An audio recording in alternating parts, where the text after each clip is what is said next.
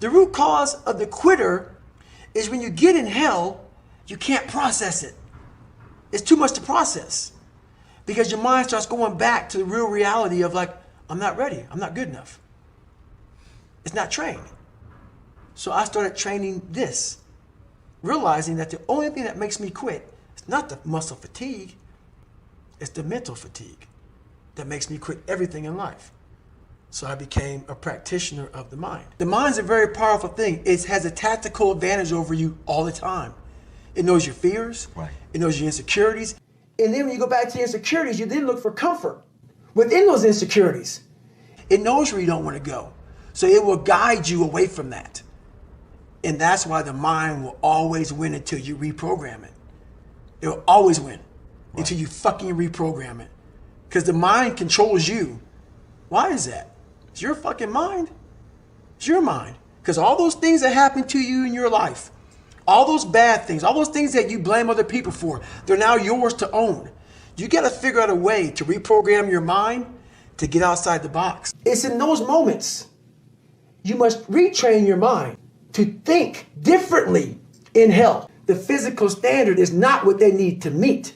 It's a mental standard you must meet in life. Like you got two type of cats in the world. You got a cat that's talented until it get hot in the kitchen. Then you got a cat that's just all out with it. You got certain cats, they with it until it get hot. Then them cats in the fourth quarter, they tapping that helmet like, coach, I need to come out, sub me. Then you got cats that say, this is why I play the game. This is what I signed up for. Like when we do like all that other stuff is cool, but when it get hot and it's 4th and goal, like and nobody wants it, I want like you got cats that's cut like that. Like it's a crazy thing. I was reading a story about Navy SEALs and they was talking about them. They was talking about the training that they go through and they was talking about Hell Week. And they say Hell Week is literally designed just to break them, send them through hell. Like you want to be a warrior, you want to be a SEAL, toughest of the tough, baddest of the bad. We gonna see how bad you want to be a SEAL. And the way they gauged it was they let them push themselves and see if they was willing to die for it. And so when cats would pass out and almost die, they would wake them up, and the cats would wake up and they would be like, I'm ready. And they would slap them and say, no, you good. You put your life on the line. You good. Because they found out the cats that surrendered, everybody they trained with surrendered. They noticed the cats that quit and said, I thought this was what I wanted to do. They traced it back to their group. Everybody they trained with quit and said, this is what I thought I want. If I got to go through that, I don't want it so bad anymore. Then they got to the cats that made it, and it wasn't like they put them in a separate environment. They put them through the same training. It's like off season. Everybody go through the same off season. It's like when cats go in the weight room, everybody go to the same weight room, but everybody don't come out the same way. It's like when cats on the team, everybody get the same schedule, but everybody don't go about their schedule and their business the same way. It wasn't like they put one set of cats in this water, another set of cats in that water. We putting y'all through these rope drills. No, everybody went through the same drills. And the cats that made it and beat it, they said, man, listen, we already know what time it is. We know they finna try to break us. We already know they think we dinner. We already know that. We know they coming at us. We know they gonna throw everything they got at us. So here's how we gonna beat it. Cat just said, I'm gonna look at you. Cat said, we get in the water, we get in the midst of adversity, it start getting a little tough, the pain starts to set in. I'm just gonna look at you and you look at me, and I don't have to say a word because what we're working for is greater than me and you, and so we gotta press forward and we gotta conquer it. We didn't have to say a word. We just looked at each other, and when I look at you, the power of the other person, the accountability and the responsibility of what we're working for, and I respect you so much, and I know you handling your business, I'm not going to quit on you. See, the problem is, there's a lot of cats that be talking, but when it comes to their actions betray their words, and so now you got a contradiction, and a cat ain't respecting that. When you start talking about men ain't respecting that. Like they can hear you talking about it, but if you ain't living it, a cat ain't trying to hear it. And the cat's actions betray their words every day of the week. Like I asked the cat 2 weeks ago, I said, man, do you think it's possible that you can be a great football player, but you could suck as a father? Cat told me, yeah. I said, it's impossible. He said, how so? I said, you take the same mindset.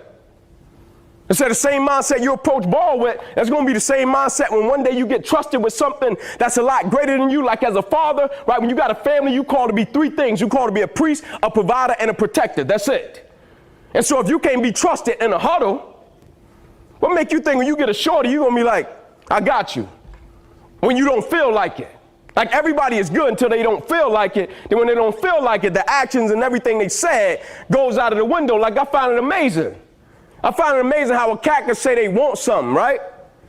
Like a cat can say, man, I'm all in with you. Let's ride. They can say they want something. And then conditions and circumstance change. And the words that they once spoke means nothing to them. Like the commitment level of it. Like I was taught, commitment is staying true to what you said you was true to long after the mood that you set it in has left. Meaning on the days when we don't feel like doing what we once said we was going to do, we going to step up and we going to do it anyway because those are the days that build character. Like those type of days, right? Like I just want one thing from you, man. Like I know you got it. I know you can ball. I know you can run, jump. I know you could do it. I know you can fill a gap, blow a cat up. I know that. But everybody don't got that mentality. Like everybody don't got that mentality when a cat dropped 5 in a row and they come to work and they still got that bite and they go about their business the same way as if they would have won 5 in a row. Everybody don't got that bite. A murder. God gets people that everybody else would have walked away from, and he says, I am going to choose you and use you in a unique way. That's why we mess up when we start trying to choose who we think God ought to use, because we have a way of picking people that we like and prefer, but God has a way of picking people that everybody else would have never thought eligible to be used by God. David is one of those people. When Samuel comes to the house of Jesse looking for a king, David is the last guy on the list. Everybody in Jesse's house looked more like a king than David did. But David was the man that God had selected. David had come from a dark background, a dark past, ostracized by his father, ostracized and rejected by his brother. He was merely an errand boy, a go-fetch-it boy. He was not somebody that Jesse preferred or tried to promote. But you have to understand that many times God will select a man or woman that nobody else wanted to promote.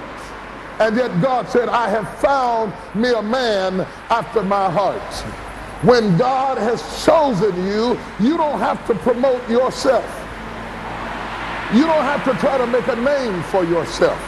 You don't have to try to build a platform for yourself. You don't have to drop your cards or drop your name or try to move in the right cliques or the right people. When God has chosen you, you can be on the backside of the desert living a life of mediocrity, and God will snatch you out and put you in a place for his purpose. Are you hearing what I'm saying? Out of the dark, forsaken ashes of David's dysfunctional background, God shined a light on him and said, I have chosen you. I wonder if there's anybody in this room who senses that God has chosen you. I trust then, if you have your hand up, you are not intimidated by anybody, not jealous of anyone, not envious of anybody else, not fighting for your position or for your turf, because if God has chosen you, nobody can duplicate you, nobody can replace you. You have a place of uniqueness all by yourself. The Bible says that God has chosen you in the furnace of affliction. A furnace is a dark place filled with corrosion and all of the residue of the fire and the ashes and things that have been burned. And yet God says, I have chosen you out of the furnace of affliction. I want you to understand that if you've been chosen tonight, it is the things that went against you that actually work for you. If the enemy would have understood this, according to the book of Romans, he would have never crucified the Lord. There is a principle in the kingdom. The worse things go against you, the more God proves himself in your life.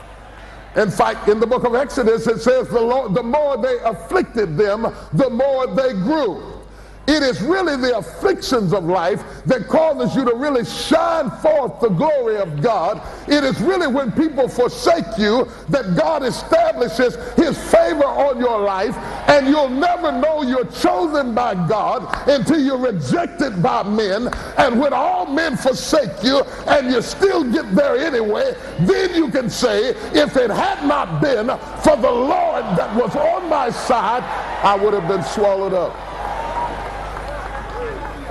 The Lord is my light. Shout it, the Lord is my light.